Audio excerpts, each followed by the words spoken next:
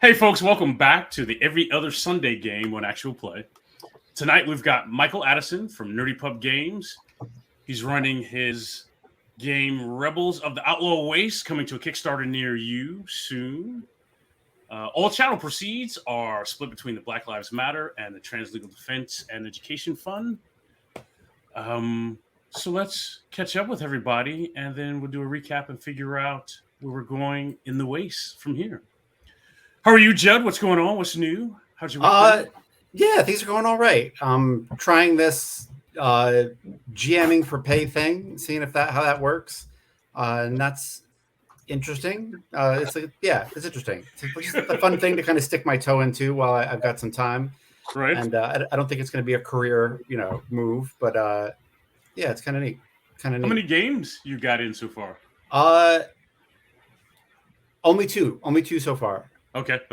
Yeah. I haven't found my crowd yet. And really one of those was a couple of friends, as you know. You were one of the friends. So yeah, I haven't really found my niche, but I'll find it. It's coming together. We'll see.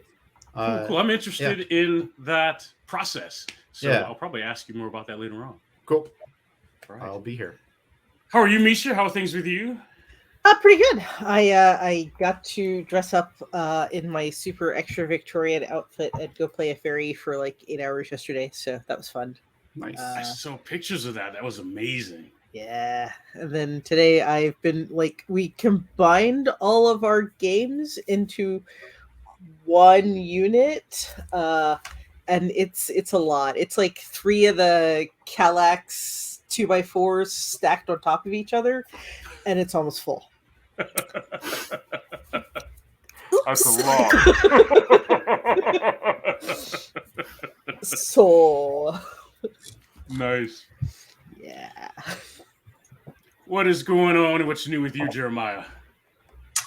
I'm getting ready to go back to work for the first time in a week and a half. I've been on vacation, so I'm not looking forward to Monday.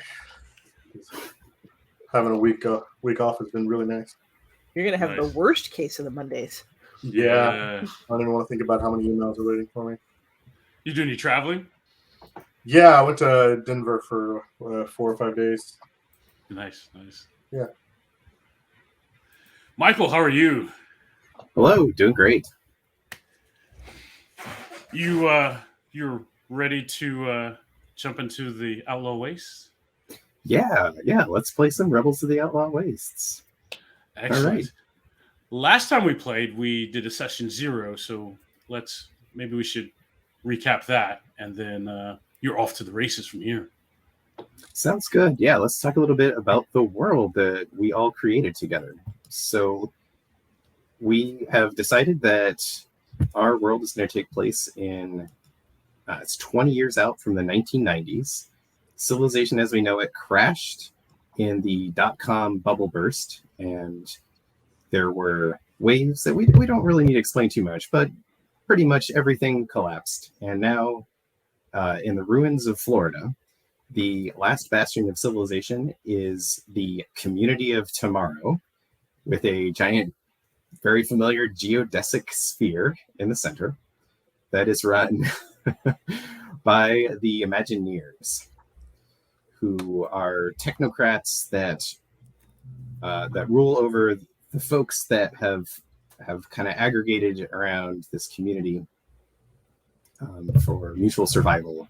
But the Imagineers are cruel leaders, and they have kind of left the folks that are still around in kind of dire straits. So our characters, our heroes in the story, are rebels. We decided they're going to be fugitives. So so you're all going to be on the run. We're gonna do some character introductions. As soon as we do those, we're gonna hit the ground running with your attempt to escape from the community of tomorrow. I do have a few questions that I want to ask to kind of make sure that we've all got the same image in our heads as we start. Let me check if there's any other details. about our so it's the 90s. We've got kind of laser chrome technology with like lasers and robots, and hoverboards are the transportation of choice. Nice. Okay, great. So let's do some character introductions. Let's see. I guess looking at the screen here, we've got Misha, then Jeremiah, then Jay, then Judd. So why don't we go in that order, if that sounds all right? So yeah, Misha, why don't you start us off and tell us a bit about your character? Sure. I have Anita. She's a tube baby. She has strange talents and psychic surge, and has a slight tendency to short things out, which could be awkward for some of the party. Hopefully not too awkward. Her drive is to figure out who did this to her and why, because I'm pretty sure she did start out that way. Yeah, that's her in a nutshell. All right, Jeremiah, who are you playing? I am Buck, a kind of human alligator hybrid of the kind of Dr. Moreau style. He's got like some alligator features like sharp pointy fangs and claws and scales. No tail or anything. I think he's kind of a outdoors survivorman kind of thing. If Buck were in the current times, he would definitely be some sort of Montana survivalist type guy. Nice. Get up with a bunker. All right, Jay. I have a ex-Imagineer. His name is James Sullivan 5. He's security. He's got a big blue overall kind of jumpsuit that he wears. A lot of his tools and skills come from being security for the Imagineers. His drive is, will the killing stop? And most notably, his skills are in kicking butt, killing, that kind of stuff. So I think he goes by James, but yeah, James Sullivan 5 is who he is. Nice. Judd?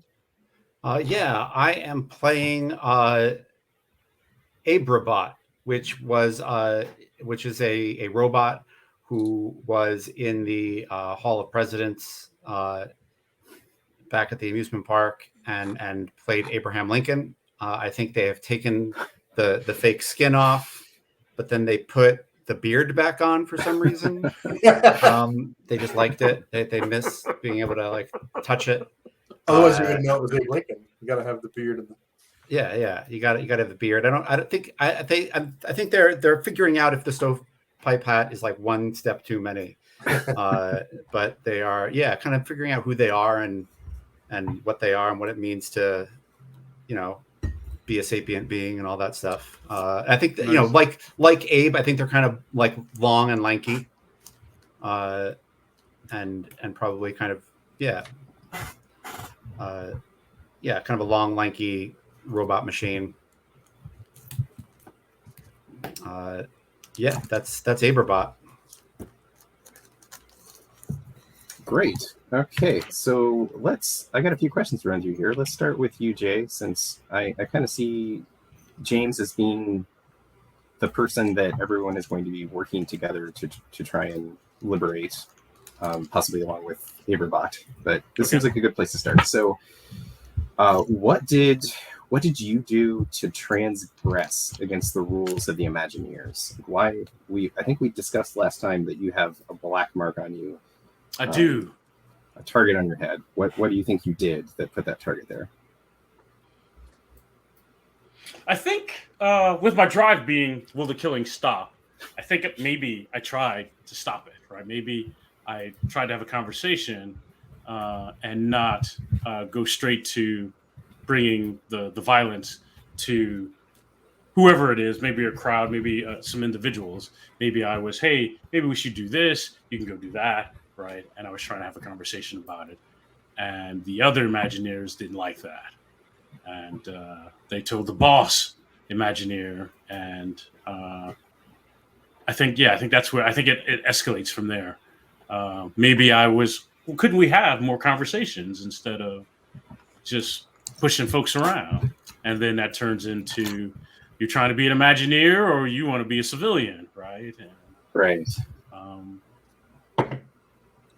I think furniture was broken, right? There's probably some blood, and then I was on the run.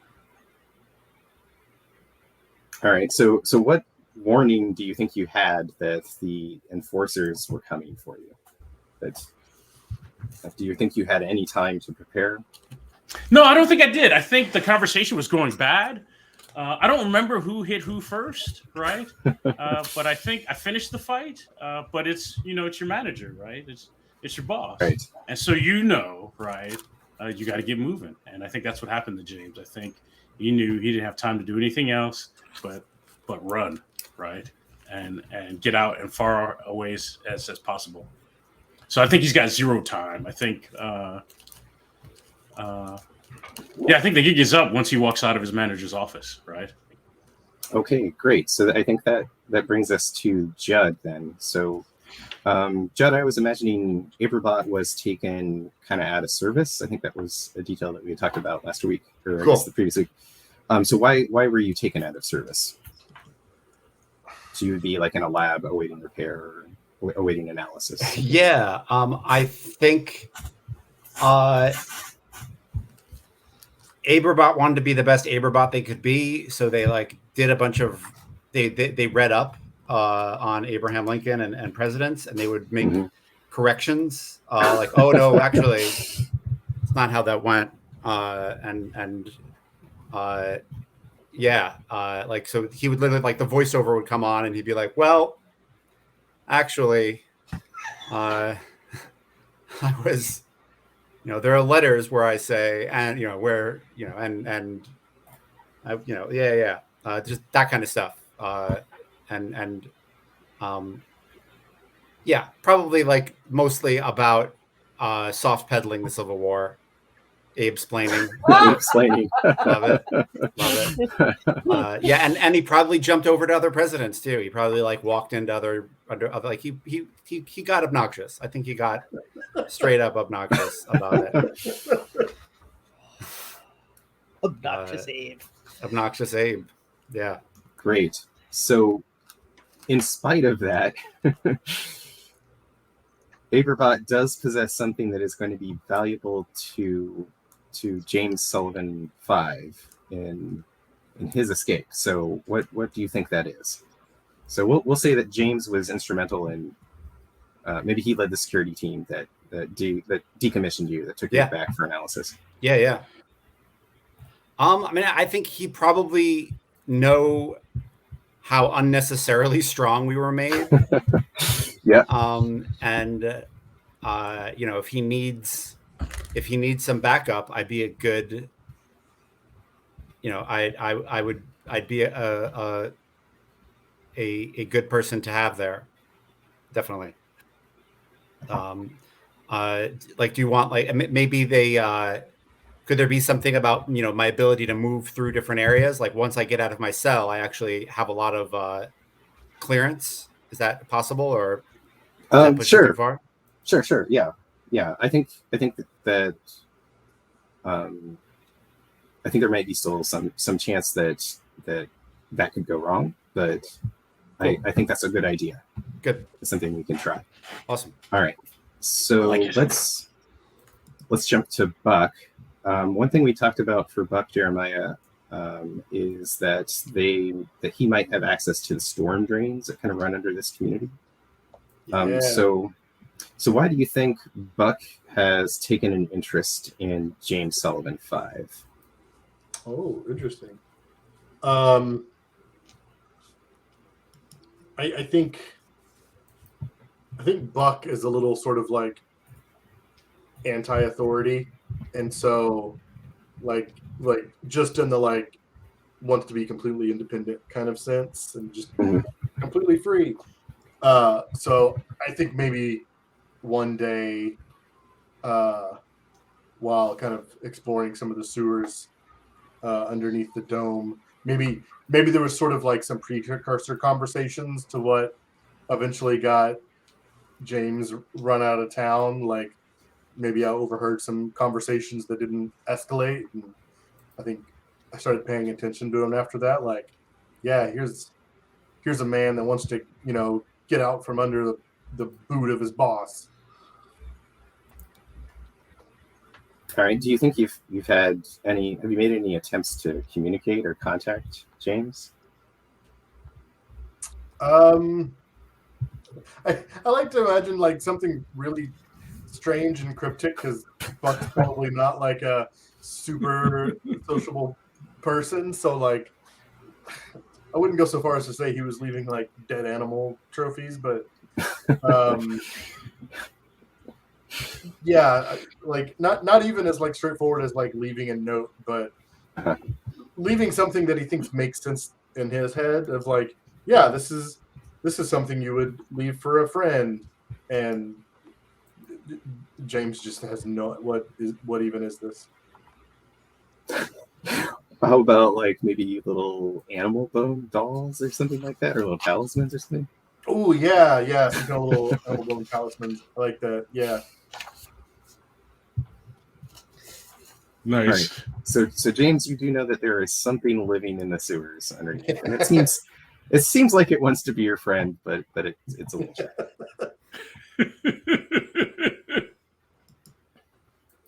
Okay, great. So Anita, so we talked a little bit about you. So you have an amnesia, right? So you don't remember where your Yeah, powers like came from. there's a certain amount of I don't know what the hell is going on. Right. Let's say that you've had a vision from Mother Earth.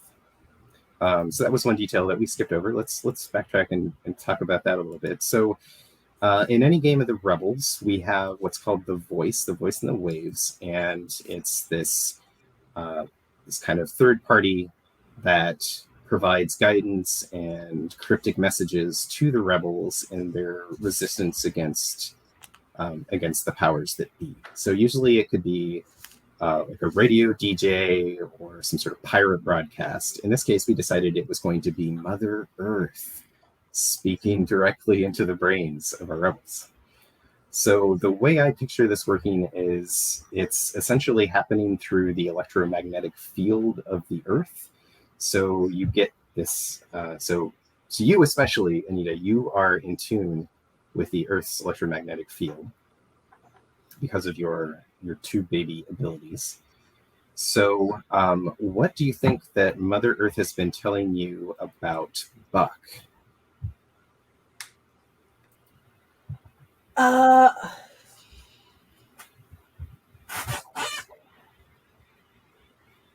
think it's something like he needs a friend.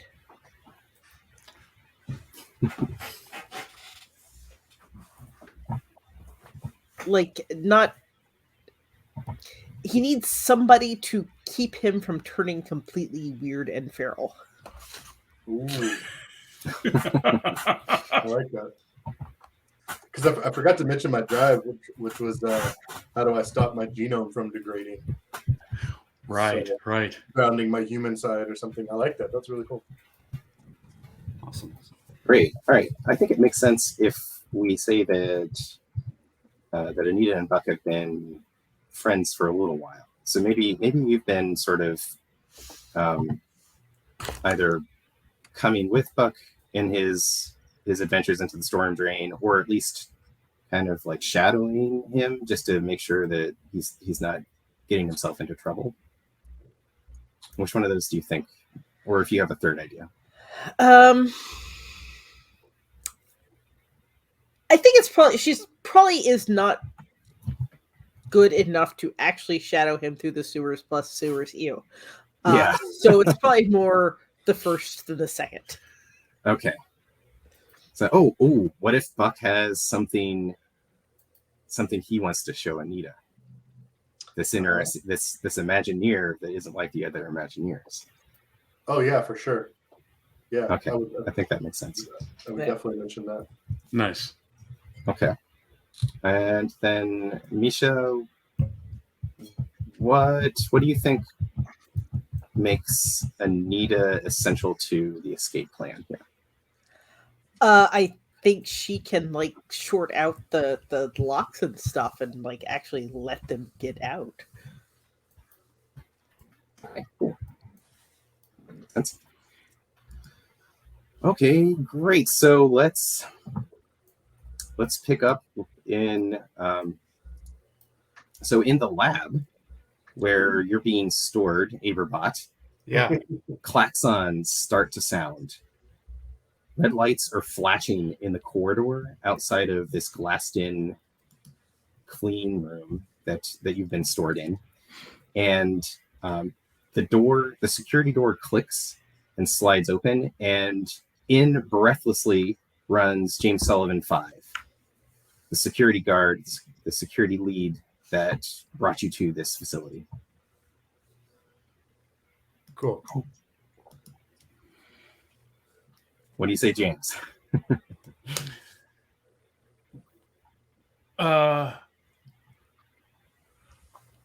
Yeah, so I think I'm checking to see if Aberbot's on, right? Is Aberbot on? Are they fired up? Are they? Can you hear me, Aberbot? Are you good? Are you up? Are you running? Are you online? Yeah, I think Aberbot. I don't think Aberbot always speaks in Abraham Lincoln quotes, but I've got a page of them, and I'm going to use them. Fantastic. Yeah. So if I like respond to you, and you're like, "Can Judd hear me? Like, what's going on?" Like that's why this might seem a little off. Yeah, I think he stands up. And he might be a little bit taller than you. He's probably 6'6", and he says, "I will prepare, and someday my chance will come." Oh, gee whittakers. Because I have a whole page of Musketeer phrases. Oh my God, you two are gonna Amazing. kill me. Fantastic. And he looks up at Aberbot. I forget how tall you are. I'm in trouble. I'm gonna need your help. I helped you. Can you help me back? Be sure to put your feet in the right place and then stand firm. All right. I check back out into the hall to see if it's clear. Are folks following me? You can see that doors between you and your superior's office are descending and sealing. They're dropping the security measures down for this wing. All right, Aberbot, we gotta move fast. Right, we gotta go. He And I run out. Yeah, out into the hall, and I look back just to make sure Aberbot's following me. They are following you. Absolutely. Nice. I try to, as best I can, navigate my way out, but I'm talking to Aberbot. I want to let them know things might get physical. Can you fight? Can you push, shove? Can you get physical?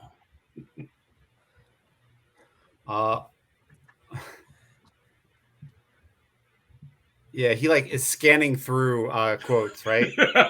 Trying to give you a good answer and says, and then just shrugs them all away and says, "Yes." Good. Yeah, so I'm looking for a way out that takes us past the least amount of enforcers. Right. Yeah. So you get down to, there's a set of stairs that lead down to a garage where they maintain some of the hover vehicles around here. It is crawling with guards. So you see other figures in blue coveralls. They've got caps with 3 interlocking circles as an insignia on their hats. Some are armed with shock batons, some are armed with shock bolt rifles. this looks like it's going to be trouble to get through here. However, as you crouch behind some crates, you're assessing the situation. You spot two pairs of eyes staring through a drain in the floor. So, Buck, Anita, you have Buck. You've been leading Anita around, this through the storm drains here to try and show her this Imagineer that you've been watching, and you know he works in the structure that's up above this one grate. So as you're making your way, you hear some clanking, and you spot him. You spot the guy you were looking for, and he has a tall, towering robot with a full-length beard standing next to him. That's him. The guy I was telling you about. You didn't tell me he was a robot? No. I don't know who that is. I'm talking about the other guy. Oh. Okay, good. That makes so much more sense. So what do we... I don't know. I usually just watch him.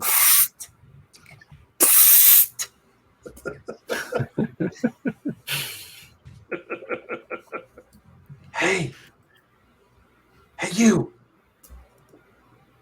Goofy looking guy with the robot. Come here. And you said they're looking up from the ground, right? So they're below, right? They're below you. Okay. Yeah. Yeah. It's like a grate at your feet. Yeah. I think James yells down, "Ho there!" Right? And he looks a little closer, right? What do you know about stuff under here, Aberbot? No, under here? Under this facility. What's under here? Do we keep prisoners down there? It's where you all put your waste, isn't it? Yes! Come with us if you want to live!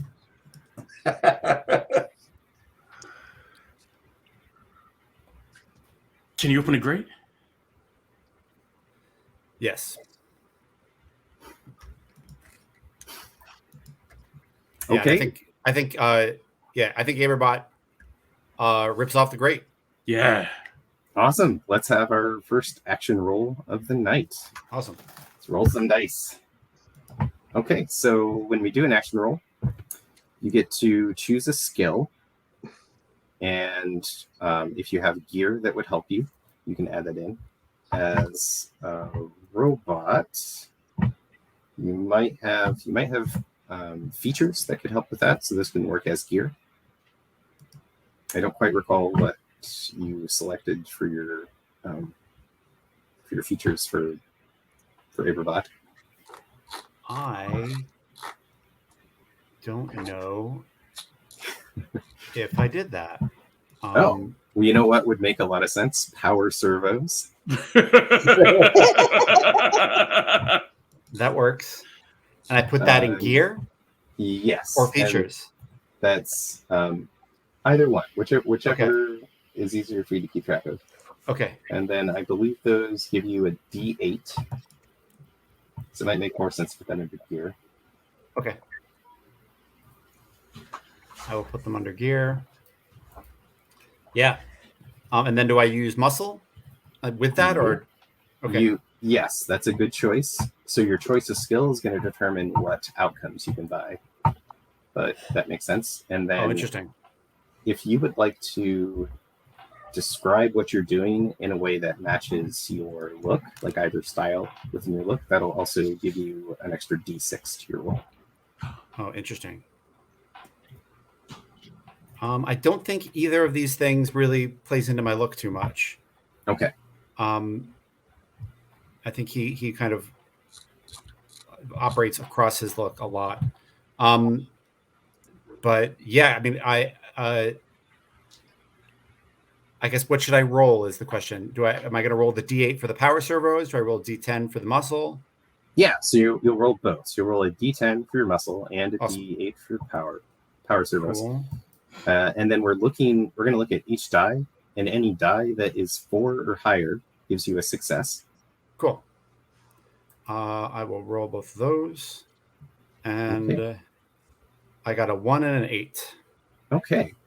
So the 1 is no successes, but the 8, that will be a success. Cool. Since there's also, for the larger die sizes, there's the rule of 8 and 12. So if you roll an 8, that actually counts as 2 successes. Oh, wow. And then, so you can do that on either D8 or D10. Mhm. And then for a D12, if you roll a magic 12, that'll give you a total of 3 successes for that one die. So in this case, you'll have 2 successes. Got it. All right. And then if you look at your character sheet, you'll see under muscle, there are a bunch of little stars. Those are all outcomes that you can buy. Oh, neat. So your first success will be spent on you do it, which means you're going to just rip that grate right out of the ground. Yep. Nice.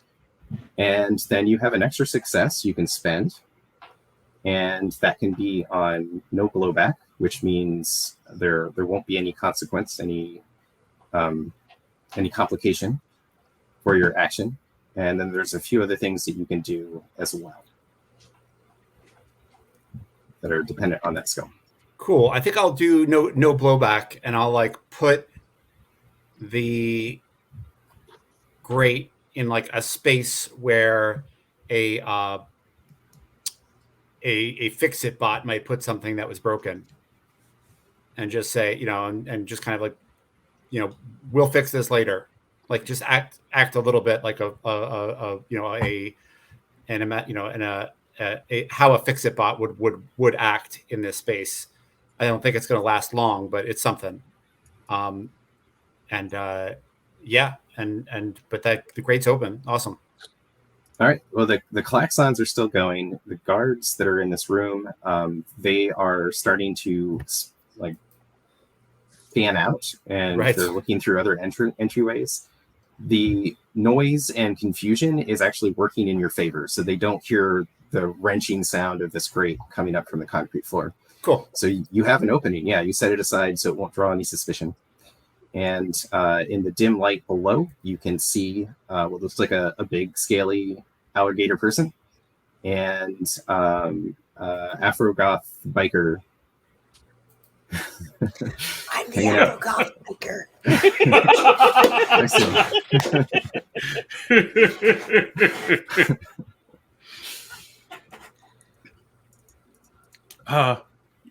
You go first, Ibrabot.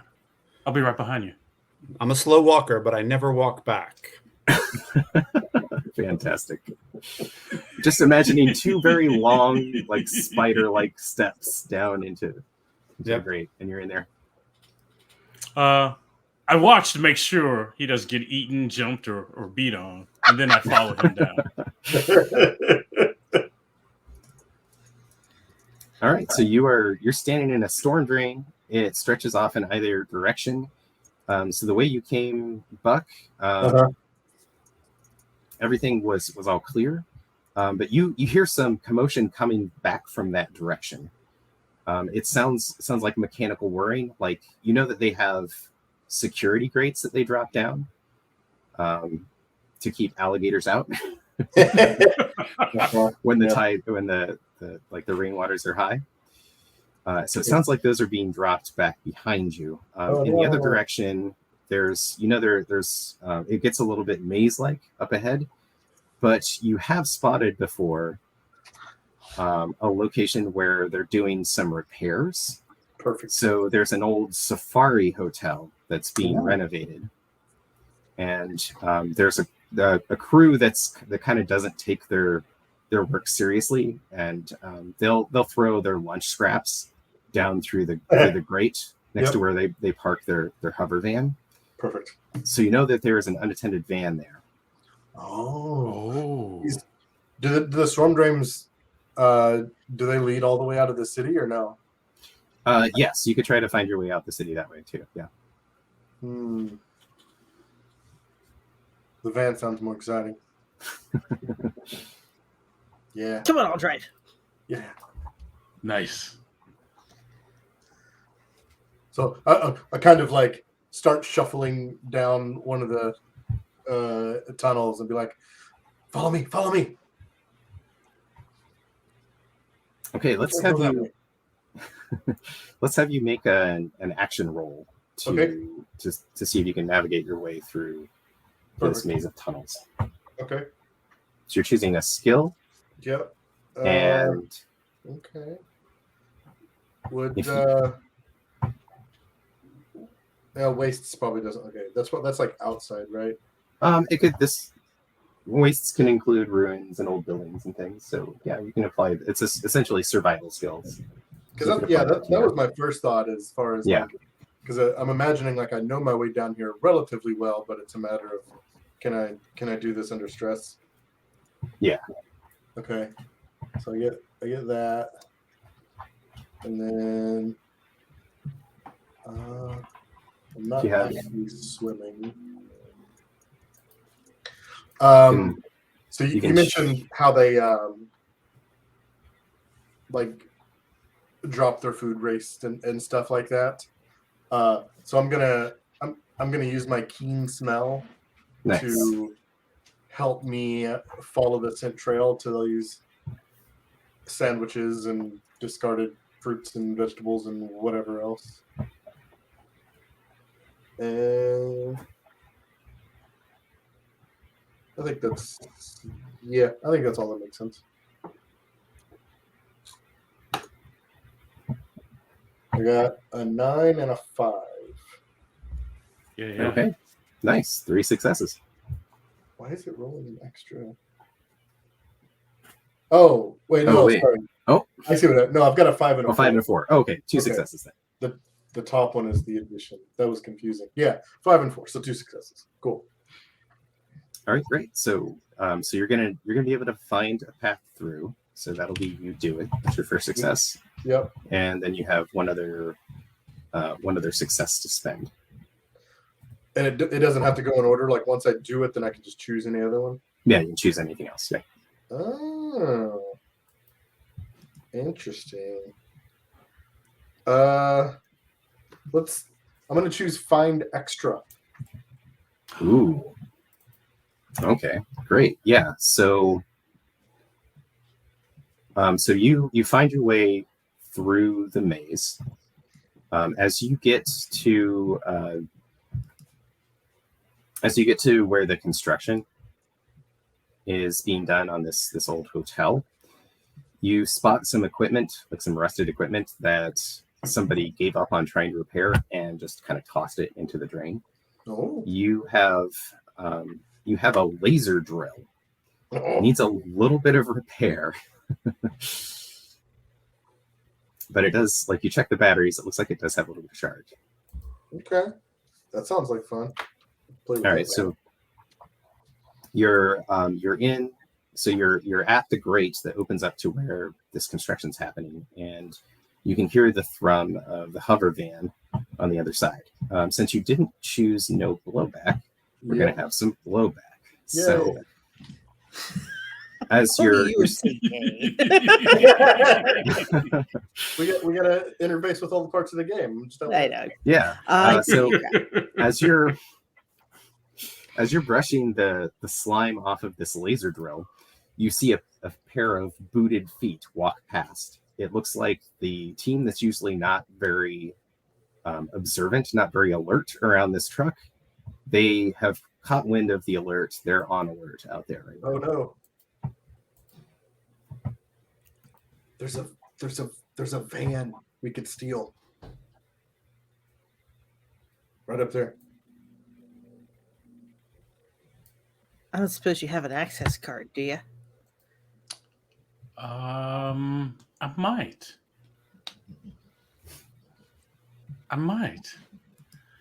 So I have in my gear insignia. Maybe I can get the folks outside, the workers, to kind of stand down. Maybe enough time for us to take the van. I don't know if they'll let me have the van. Is my thought. Maybe I could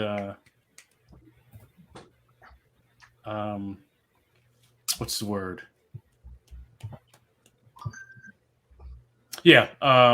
convince them that I'm legit enough to buy time so we can take the van. As you crawl out of the sewer. It's worth a shot. Well, yeah, it's fast talking time. All right. I like it. We were chasing a fugitive through the sewers. I need the Right. van. Yeah, that makes sense. Oh, in fact, I will come out with Aberbot as the fugitive. Oh, got him, you're right? gonna do a Chewbacca move here. I like Yes. it. Yes. I got Okay. him. I'm bringing him in. I need your van. So a quick rules note: whenever you get blowback, you Yeah. also get a die that goes in your ride or die pool. Right. Which- I am keeping track of on our mural on Oh, the map okay. here. So what that is, it's going to be a growing pool of dice. Starts out as a D4. As you add more dice, they get bigger. Anybody can take dice out of that pool and add that to a roll. Oh, nice. So it's sort of like a collective group pool that grows as bad things happen to you. All right, so you clamber out of the sewer with Aberbot in tow, and there's 4 guards here.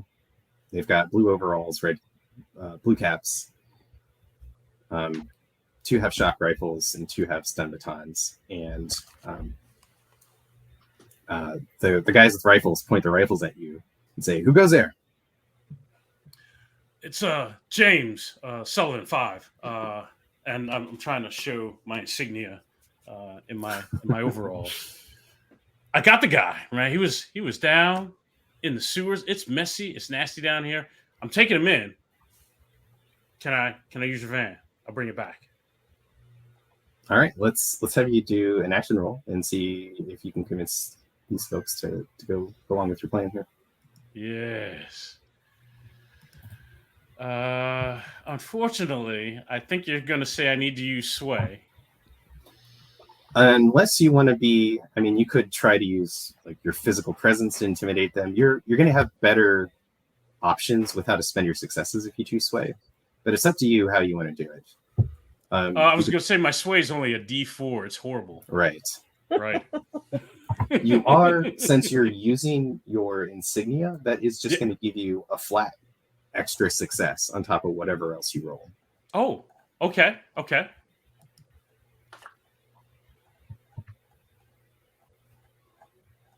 Now my drive is, will the killing stop? And I'm talking, not killing.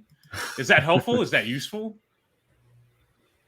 There's no, but okay.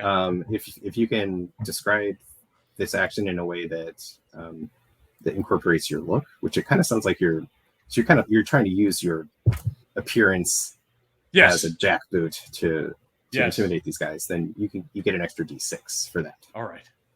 So then I think it's a D4 if I use sway and a D6. I don't know, because he's talking, I don't know that I'm actually using, other than my gear, I don't feel like I'm being intimidating or imposing. Does that make sense? Sure, yeah. Well, I mean, there's a little bit of hierarchy here, right? Mm-hmm. So I would give that to you. You're trying to sort of get them to respond to you as a superior, not necessarily to strike fear in their hearts. All right.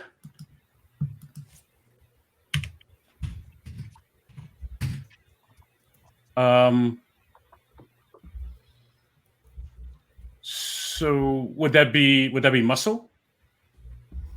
Yeah, you can use muscle if you want. All right. So then that's D6 and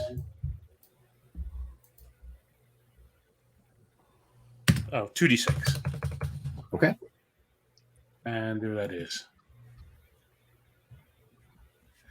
So it looks like I got a 4 and a 2. Woohoo! Okay. So that's one success.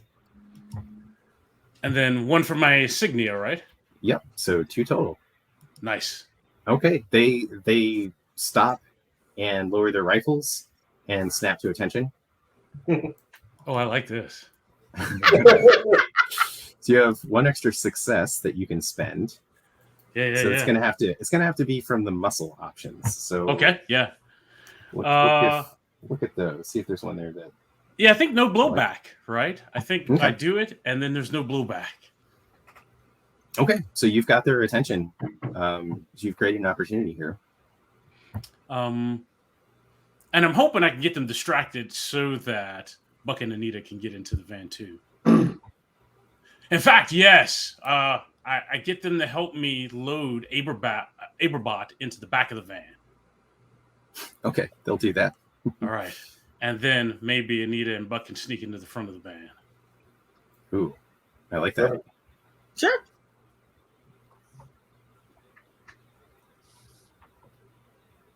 Okay, so you clamber into the front of the van while they're busy in the back. Anita, I'm assuming you're at the driver's seat. Does that make sense? Who would be? Yeah, that makes a certain amount of sense. All right. Since these folks are on high alert, there's a security pad that requires a code in order to get this thing running. So they've everything kind of inside the compound, everything locks down. So I have a bloody wrist computer. Ooh. Yeah. And I push a few buttons and maybe give it a little oomph and see if we can get her to start. All right, sounds good. What You skill mean do you? like British bloody, right? Sure. Uh-huh. Whose blood? Why not both? I don't know. I woke up with it. I woke up like this. They've also got a security baton. Who knows? All right, so you'll get a die for your gear. Let's see, that's It's a a D4. D4. Yeah. Okay, and then what skill would you like to use? This feels more tools than wheels, I think. Okay.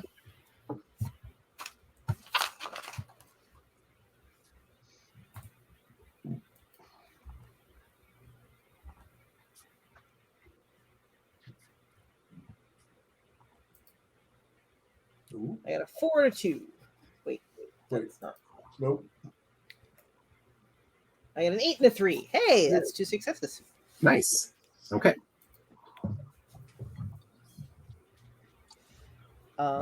So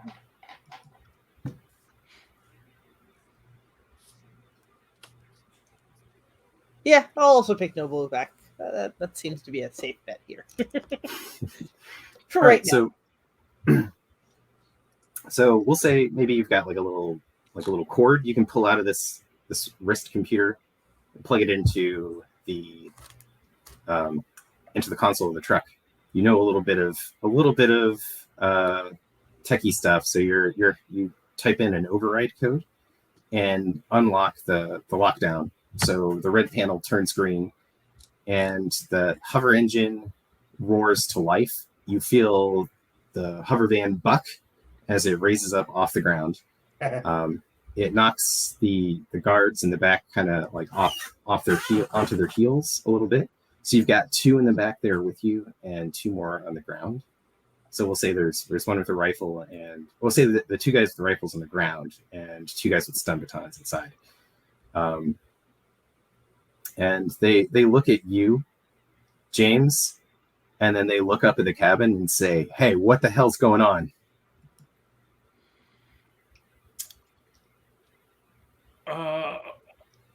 Jesus. Yeah. Well, gosh, jolly, I don't know. And I hop up in the back, and hopefully you guys take off. Yeah, pretty much. Once I feel you hopping in the back and I see in the back the rear view, yep. Yeah, as long as Aberbot's already in, I will. Yeah, I'll try to hop up in so we could just leave. All right. Yeah, so you gun it. You're tearing away. In the distance, you can see the wilderlands, the overgrown jungles and bayou of wild Florida, stretching out ahead of you. This hover van's got kind of kind of a low ceiling. You can push its engines to try to get it like up a little higher, but otherwise you're going to have to try and make your way through the jungle to escape in this thing. Yeah, I think going up is a bad idea because, then people are going to be able to see you better. So we're going to try the evasive maneuvers and zoom around trees. We'll probably slow down a little bit because, trees. All right. Well, you've got some open ground between you and the jungle where the Imagineers workers have clear cut some of the jungle to try and create like a security perimeter. Right. And zooming through that cleared area is a pack of hoverboards with armed guards in red jumpsuits, white gloves. And it looks like they're searching the perimeter to make certain that the fugitives don't escape.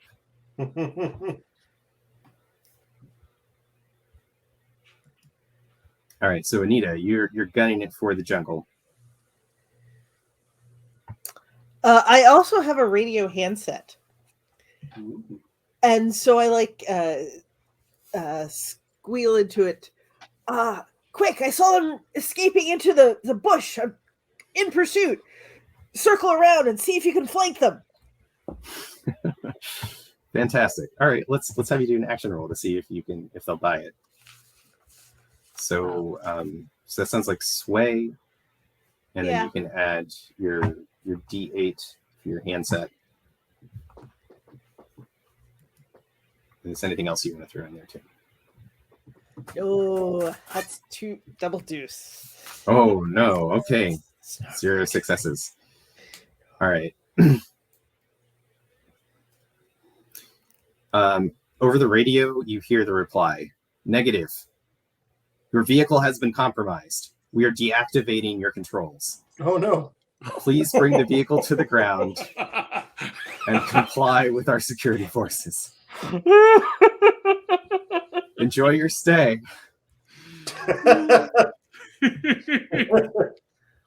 All right, so the console on the controls starts to flash amber, and you can see there's like a little power supply bar, and it's starting to drop. So they are actively shutting down the controls of your hover van as you're racing towards the jungle.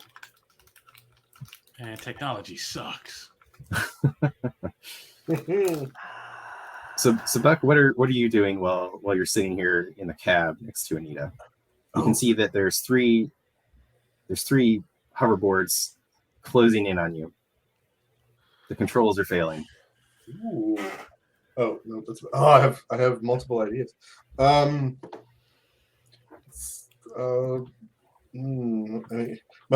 My first thought was, well, you did say this laser drill had power.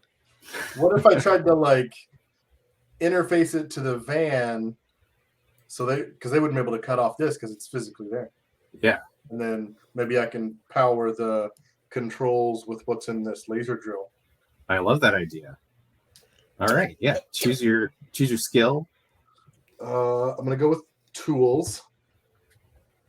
Since this is kind of a low quality drill, I'm gonna say it's a D4. That seems fair. So D6. My looks don't. Nope. I would say not.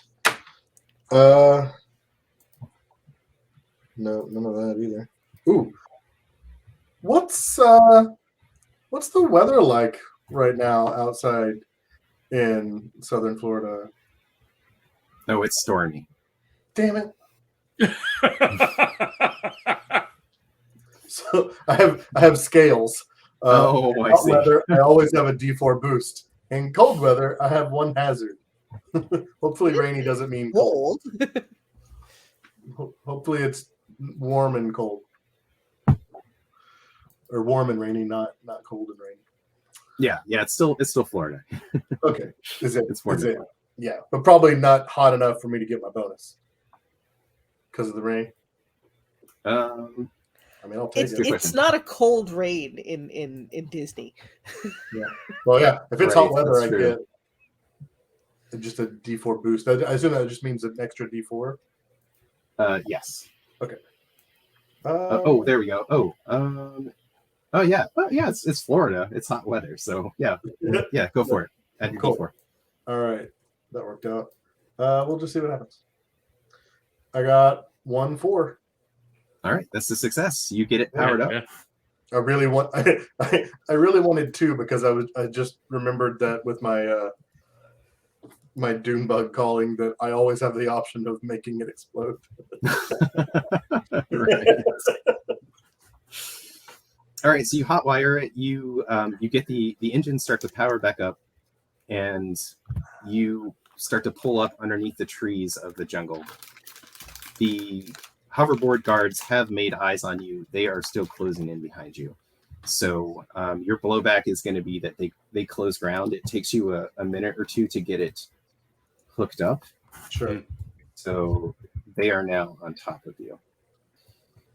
So one thing we can do, since you're in a vehicle and they're in a vehicle, we can do a vehicle action scene.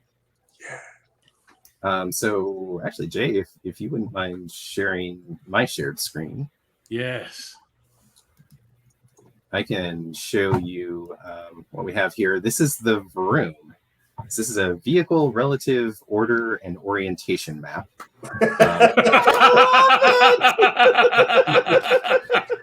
I feel like you're real proud of that. I love it. Yeah, it's really good. Just kind of crudely drawn in a Google drawing for now, but that's good enough for today. And so whenever we do a vehicle action scene, we're going to have one vehicle that's kind of the point. They're the central focus of the scene, and that'll be the hover van, which will be this blue guy here. And then we're going to have 3 hoverboards, so they are all trailing you. Okay. Yeah. That'll be these. I see where this is going. I like it. Yeah. So rather than having to count out squares and measure distance and how fast are you going and how fast are they going and how many rounds can we move, how many feet can we move per round, or all that, we're just going to do completely relative location. Only the exciting stuff matters here, like whether they're closing in, whether you're pulling away. So if you can get to the point where either all 3 of these hoverboards are taken out of commission or in the dust, then you'll escape. And keep in mind that all of this is happening as you're ripping through a canopy of Florida bayou. All right, so since they kind of are the aggressors here, I'm going to have them move first. And what we're going to do, since this is an action scene, we're going to take turns. So their side is going to go, and then your side. And that's as much as I need to explain for now. So I'll have them go first. So this first hoverboard, you can see the rider stamps on a pedal on the back of their board, and their engines flare up. They zoom through the trees and they close in and gain some ground. So they're pacing alongside you. And this rider pulls out a shock rifle. He kind of like straps his foot in and pulls out a shock bolt rifle and releases the safety and starts to take an aim at the cabin of your van. So that's going to be his move. So then now one of the rebels gets to act. So you get to choose out of your group who wants to go first, or really just whoever has a thing they want to do first.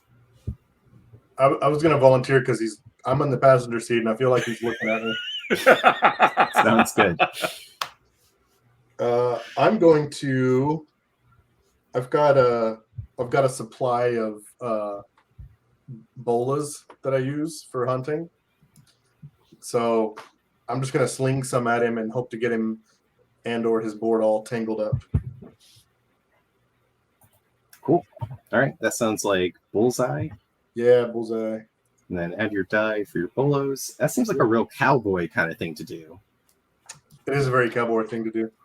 So you could add a die for your luck, a d6 for your luck as well. Is it D6? Because I noticed because I put wrestler first, so does it get D6 and cowboy gets 4? That's actually something that's changed in the rules. So now it's just a d6 for both looks. Gotcha. Okay. We simplified that. I like that better. Okay, so D6 because I'm being a cowboy. All right. Oh man. Okay. Oh, not quite. Oh, I got 2 successes. Oh yeah, look at that. Woohoo!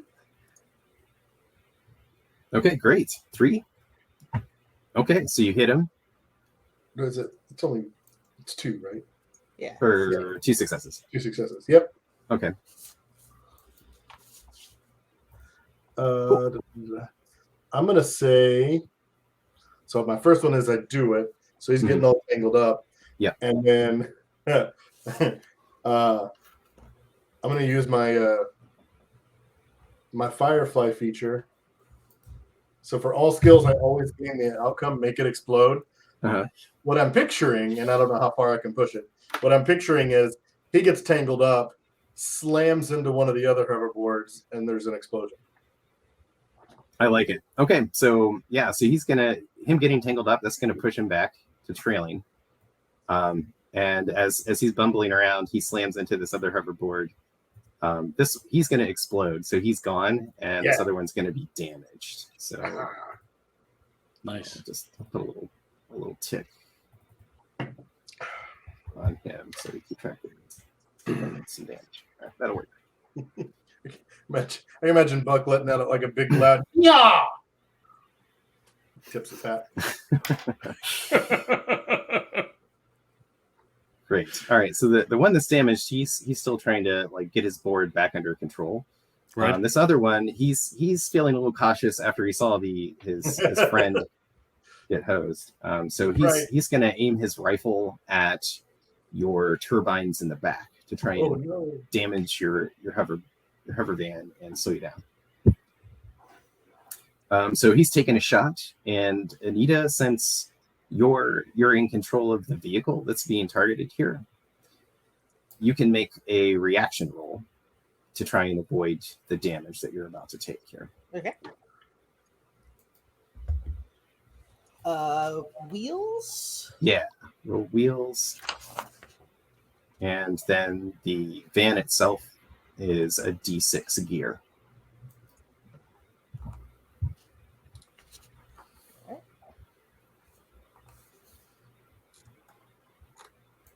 1 success. Did you get, is that, oh, there it is. Yeah, 1 success. Very good. Okay, so you duck and weave and manage to avoid the shot, but you hit a tree, and the van is harder than the tree is, but you are now dragging some branches behind you. So it's making the van a little hard to control. So I'm going to give you a D6 hazard. So now any future rolls that you make while you're driving are going to you're going to also roll a hazard. So the way hazards work, they are dice. If they roll 4 or higher, they count as a fail instead of a success, and they cancel out one of your successes. Oh. So it just kind of raises the stakes a little bit. But since you got below back there, you're going to get another die for your right or die pool. So you now have a D4, a D6, and a D8. Oh, they're all separate. Not okay. Yeah. And you can use as many as you want out of this pool for a single die. So you can just roll them all for one big epic move if you want to. Or you can be a little more discerning with how you spend it. Nice. All right. So that's back to the rebels. Jeremiah, since you're the last to act on the rebel side, you get to choose another rebel to act next. Oh, I do. Yes. Nice. Let's let James go. I feel like he's back in the back of the van. There's 2 guys trailing us. He's probably got it. Yeah. I look over at Aberbot and I say, "So you got lasers or shock weapons or high beams? What do you got?" I am fully equipped with power servos, a culture database, an owner's manual, and this combat knife. All right. Okay. It's an official David Bowie. David Bowie?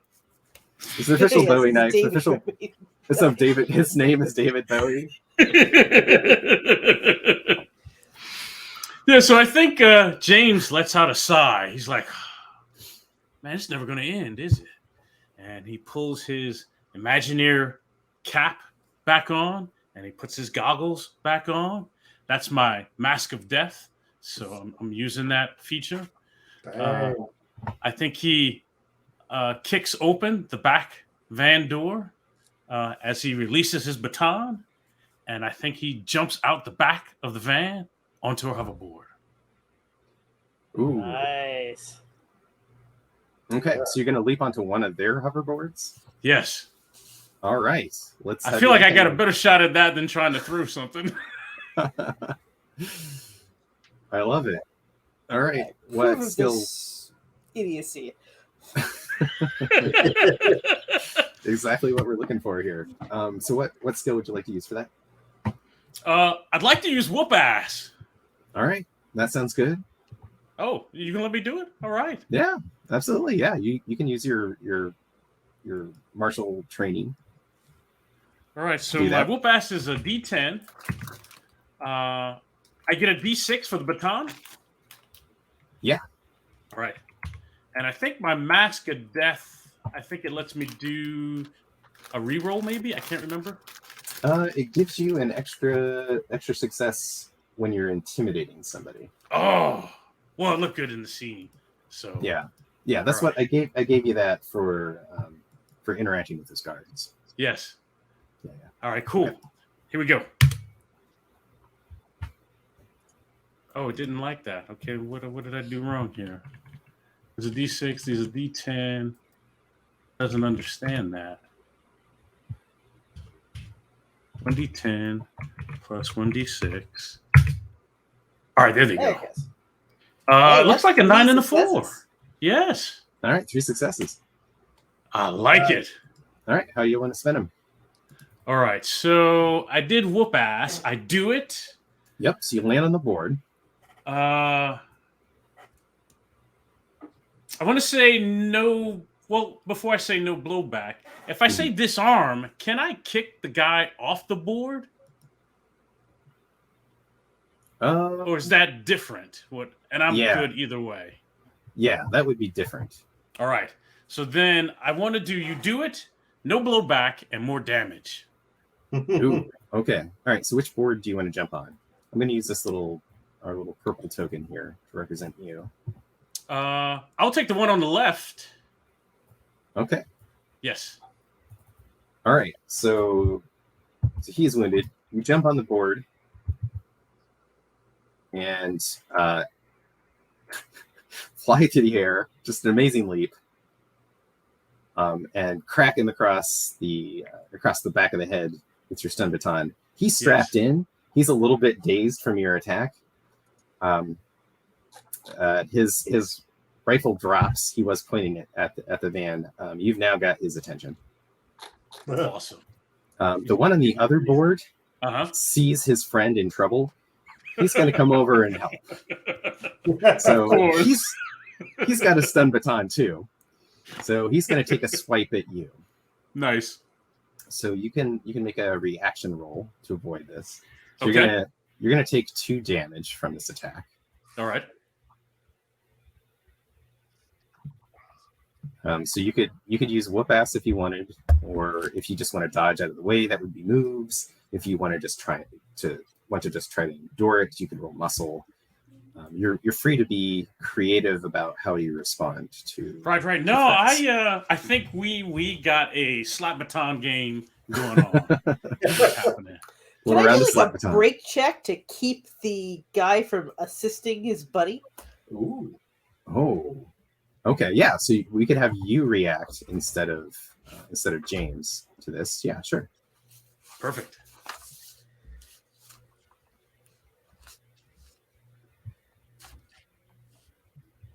So yeah. Go ahead and roll wheels, and then add. So 1 success. 1 success. Okay. All right. Yeah. So you pull back on the throttle and suddenly bring the van to a halt. You should roll another d6 for me, please, for your hazard.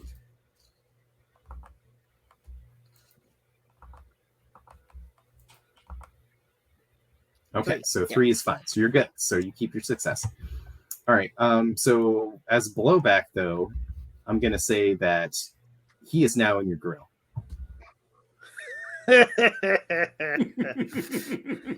Or I guess I don't know what are the rear equivalent of grill is. It's a hoverboard. It could be grills all around. That's true. It's true. All right. So that's all of them. No, there's none of them left to act.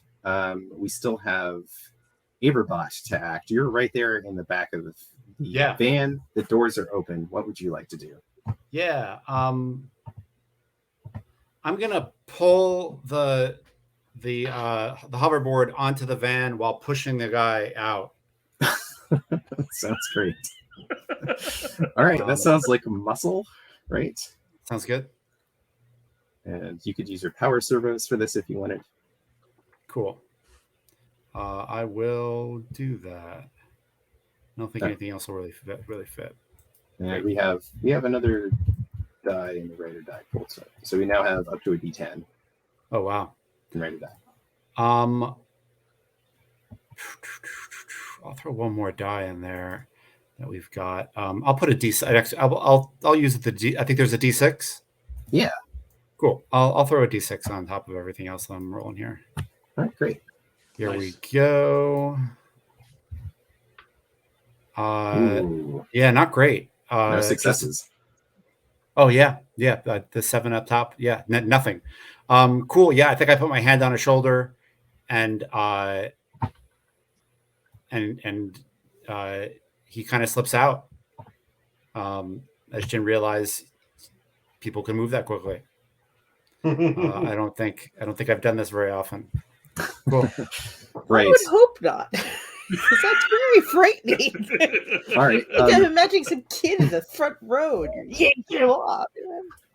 So your blowback, as he moves just out of your reach, you overextend, and you've just got little bipedal legs. They're mostly designed to hold you upright, not to react to sudden changes in weight. You're going to go not exactly head over heels. You're going to go tumbling over the edge of the back of the van. You manage to catch yourself at the last minute, so you're now hanging precariously out of the back of the van. And we'll say you have. So this is going to be a hazard. You're going to have an extra D6 hazard until you can get yourself out of that situation. Got it. Okay, so we'll use a gray token for a robot or Aberbot that's hanging out the back. But that did get you your D6 back, so that's back in your pool now. Cool. All right, so that ends the action round, and we'll pick up with them. So the guy that's right on your tail, he's got a perfect opportunity, so he's going to take advantage of it. He is actually going to close in next to the driver's seat here where you are, Anita, and he pulls out a pair of laser handcuffs that have like a little laser attachment between the cuffs, and he is going to attempt to clasp one around your wrist. Can I take a security baton and shock him? Yeah. So it's a reaction roll. So you can add your security baton to that. So you could use whoop-ass for that. Well, that's gonna be bad. Or if there's something. No, whoop-ass completely makes sense. She just sucks at it. It's fine. Yeah.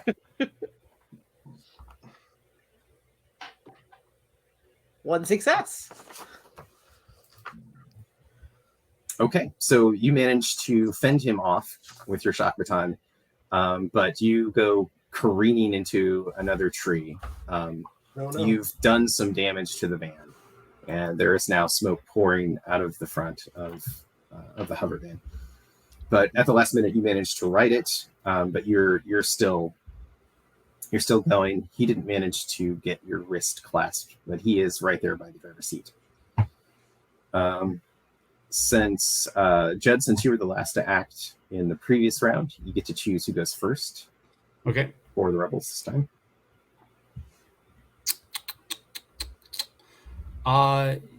Yeah, I think I'm going to stay kind of in that outside rather than pull myself up.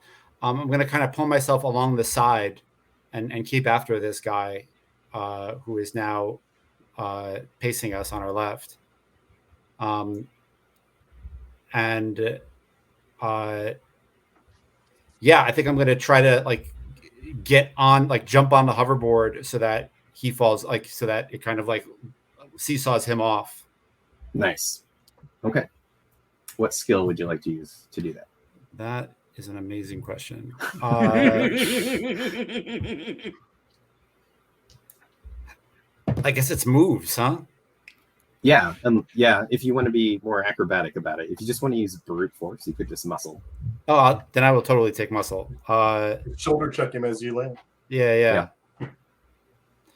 Cool. I will.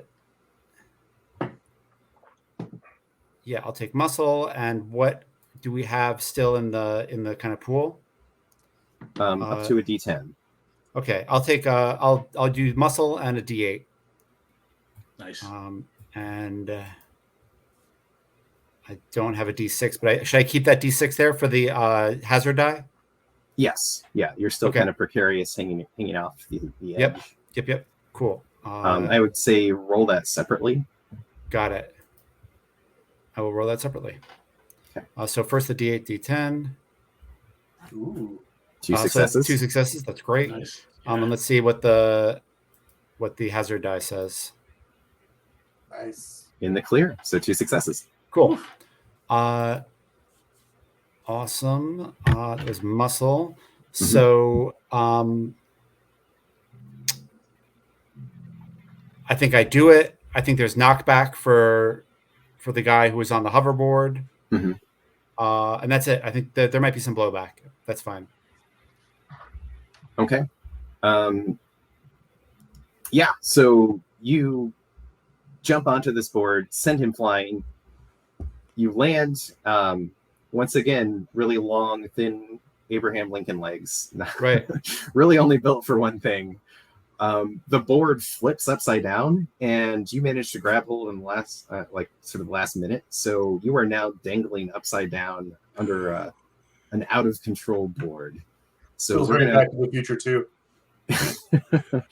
So 100%. So we're gonna add another hazard. So you now have 2 hazard dice. Oh wow. So you were in a super precarious position. Yeah. But you've taken this guy out, and you now have control of a board. So we'll say you're just over here facing left at this point. Mm-hmm. Okay, so that really only leaves one guy left. He's on a board with you, James. So James Sullivan. So he is going to pull out his shock baton and try to ram it up under your chin to give you the shock of your life, get you off of this board. So go ahead and give me a reaction roll. So what do you do when he pulls his shock baton and thrusts it at you? Yeah, mine is already out, so I think we're having a beatdown fest on the bike, on the hoverboard, right? Who can beat the other one out first? That's what's happening here. Yeah. I mean, I've already put my Imagineer's hat on, so this is how we're doing it. Right. So my whoop ass is a D10. Do I get the D6 for my stun baton? Yeah. All right. And there it is. Looks like 2 successes. 2 successes. All right. You block the attack. And you've got, so it's going to be 2 damage. So you can use both of those successes to each block 1 damage. Nice. Yes. All right. Nice. So yeah, you block his attack. All right. And then Judd, you get to choose who is going to go next out of everyone else that hasn't gone yet. I think it's Anita. So the blue is now James in control of the hover bike, yes? Blue is Aberbot, and red is contested. Gotcha.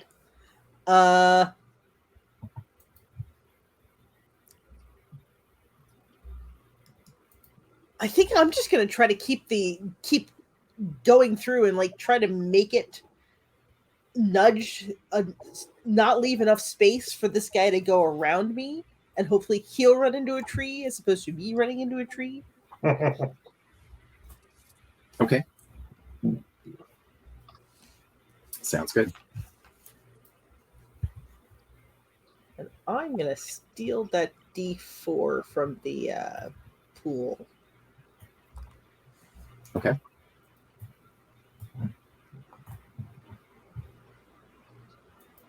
One success. One success. All right. So you are pushing him back into. Well, let's see. So, yeah. So you're essentially trying to lose him, right? In the trees. Is that what you're going for? Yeah. Well, I'm trying to make it harder for the guy who's sort of in control, like who was originally in control, to just like autopilot. Right. Okay. Okay. Cool. So that sounds good. So why don't we treat that? We'll treat that as a boost. Okay. So there's when you one of the things you can do to help other people out or to create sort of like advantages in the story is a D6 boost, and that's just a die that you describe what it's going, like what effect it's going to have in the story. In this case, you're making it harder for him to keep up, and then that can be used by any rebel to add to a roll. So it'll be a D6. So, like for instance, if somebody else wants to do something to try and run this guy off your tail, then they could add that D6. So let's treat it like that. I think that makes sense. Okay, so we have just make a little note here.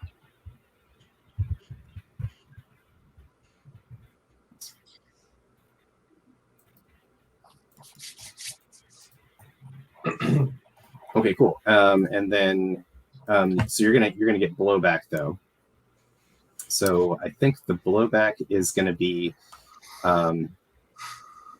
this is putting the other board. The board now has to weave back and forth to try and keep up with you, and this is gonna throw James off balance. So James, you now have a hazard of being off balance on this board. All right. And I'll add another die back to the Rider die pool.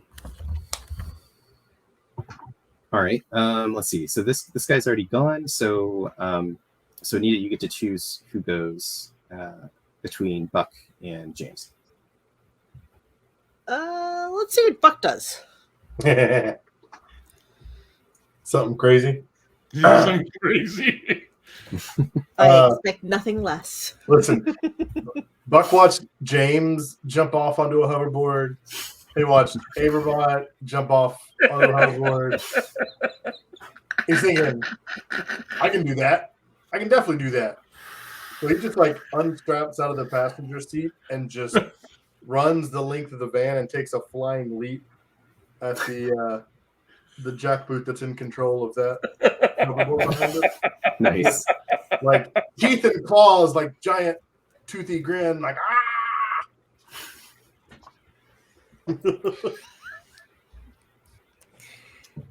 I get it. Yep, I get it. That totally makes sense. And that sounds like some wrestler shit to me. That totally sounds Absolutely. like some wrestler shit. Absolutely. And then just because I'm gonna take that D10. Do you want to? Why don't you use the D6 boost that we got a Misha D6 generated too? Since I think they're going to be unprepared to respond to a leaping gator man. Alligator man. Right. Right. Yeah. They're Okay. Did not see struggling that to coming. keep up. Okay. I'll leave the D10 alone then, because that's a All right. pretty good roll. All right. Roll. One All right. success. One success. All right, you hit him. I'm just You gonna- knock him. Yeah, I'm just trying to tackle him off, and like I'm not trying to land on the hoverboard. Like Right. imagine. Yeah. So You hit him. Both of you go flying off the hoverboard, leaving James in control of it. He falls to the ground with a crunch, and you crash through a couple of trees. You're going to get hurt as you fall. So we'll say you have some bruised ribs as you hit a couple of tree branches. Okay. That's there. So you should, if you look on your character sheet, you should see space for hazards. You can mark a hazard as severe, and that means it sticks with you. So if you take damage and you can't stop it, then you get a severe hazard. So you're going to have a severe hazard of broken ribs, and that'll stick with you until someone can mend those for you. Gotcha. Worth it. Or maybe we'll say bruised ribs. Broken might be a little extreme. Okay, bruised it is. Okay, so that ends the scene. You've cleared out the enemies. Anita, you're looking out the window behind you, and you just see two friendlies on hoverboards. The Aberbot that is clinging to the underside of one, and James surfing along on top of the other, and the Gator Man getting groggily up from the underbrush in the distance. Are we outside of the gates of not Disney? Yes. So you've been racing through the underbrush, through the wilderness here for a little, quite some time. You've made a lot of distance. At this point, since you were kind of weaving around, you're not really sure where you are. Okay. But you don't see any sign of the community or of their guards. Nice. Then I'll go ahead and stop the vehicle. Like pull over so that the others get a chance to catch up. I think we lost them, but I think we're lost. At least I'm lost. I got nothing. It's fine. Buck, where are we? I like to imagine that you stop and you look around. Where's Buck? Damn it, Buck. I'm probably kind of slinking through the underbrush on foot to catch up at this point. Or maybe I'm swimming. I don't know if we got into the marshlands. Yeah, I think it would be pretty marshy. All right, nice. Yeah, I'm just swimming to catch up. All right, yeah, you get everybody kind of gathered back together. What's your next move? We should hide before they come looking for us. I've got a cabin. Just out in the middle of nowhere. I'll take it. It's off the grid. Good. No power, no nothing. Completely off the grid. It's so exciting. Just me and my alligator family and friends. That's a good first step. We'll start there. Why don't you put the boards in the back and then we'll, have them. We can use them for parts or something if we need to. Yeah, so I'll get Aberbot to help me throw the boards in the back. And I check on Aberbot to make sure they're all right. Yeah, I think the landing is probably really awkward. And then I think they will absolutely help you move the boards in the back. And I think they'll just say, "We're out." I think so. Yeah, I think so. But not safe. Not yet. Where are we? Oh yeah, I know where we are. Where are we? We're, I probably have some, I don't know, specific marsh name. I don't know what a good name for a marsh is, but I can imagine Buck knowing the area well enough to have a good sense of where he's currently at. So Dead whatever. Man's Marsh. I could be named after some like maybe if we're on the outskirts of of Disneyland, like some named after some character or attraction or something. Oh, nice. Yeah. All right. If it's cool with everybody, we should take our first break here. Yeah. Sounds good. Sounds good. And then we can circle back up in 10 minutes. Does that sound good? Sounds good. Sounds like a plan. All right. And we see where we're off to next. Cool. All right.